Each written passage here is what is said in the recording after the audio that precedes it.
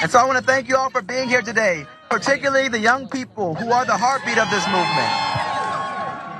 It was students walking out of classes and taking to this Capitol that led us into the well that day, calling for common sense gun laws. And the first thing I do when I walk into this building as a representative is to continue that call for common sense gun legislation. There it is. And the majority of the American people want common sense gun legislation, including gun owners themselves.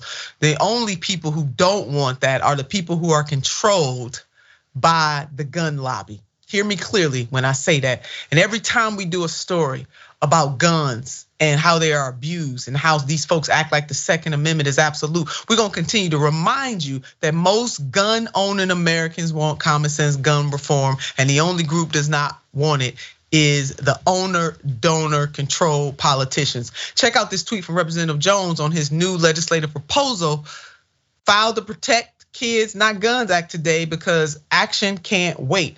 This comprehensive legislation will enact common sense gun policies already working in other states to reduce gun deaths and make it harder for everyday people to possess military grade assault weapons. For the love of God, I don't know why we need military grade assault weapons on our streets. The Tennessee Holler knew Senator at Charlane Oliver and Rep. Brother Jones have filed the Protect Kids Not Gun Act right there. And here's more on House Bill 1580, otherwise known as Protect Kids Not Gun Act. Rep. Jones on Thursday filed legislation that would impose stricter regulations on firearms and ammunition ownership, upholding his vow to continue fighting for gun control following the Republican vote to expel him. Mayor, your thoughts?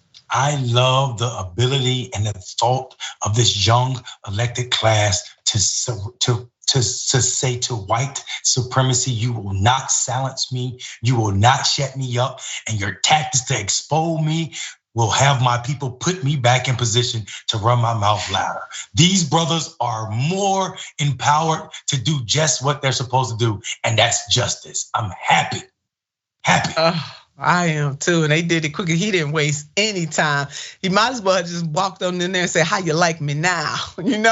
And thank God the GOP cannot never expel him for the same thing again. So this is beautiful how he's flexing his muscles, and to have a partner in State Senator Charlane Oliver is a beautiful thing too. Jones and Oliver's bill would, among other changes, ban the possession of large capacity magazines, defined as an ammunition feeding device with capacity to accept more than 10 rounds. The Nashville shooter who killed 3 young children and 3 adults at a Nashville Christian school last month fired more than 150 rounds in a matter of flipping minutes.